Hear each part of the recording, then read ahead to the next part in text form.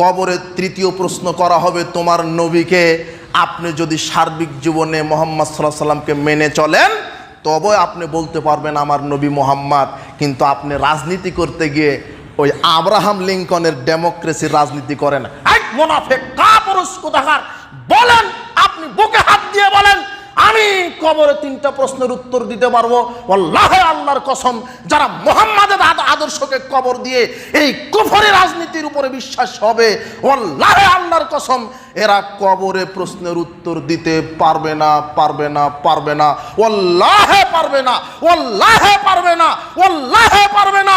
কেন? আমার একমাত্র সত্য নেতা মুহাম্মদ সাল্লাল্লাহু আলাইহি সাল্লাম, আর আমি যার আদর্শ মেনে চলবো তার নাম হচ্ছে মুহাম্মদ সাল্লাল্লাহু আলাইহি সাল্লাম। কাপুরুষ, তোমাকে আবার পড়াশোনা করতে হবে। এই ডেমোক্রেসি হলো আব্রাহাম লিঙ্কন খ্রিস্টান মানুষ, তার মতবাদ মানো কেন? আমি মুসলিম, আমি মানবো মুহাম্মদ সাল্লাল্লাহু আলাইহি সাল্লামের মতবাদ।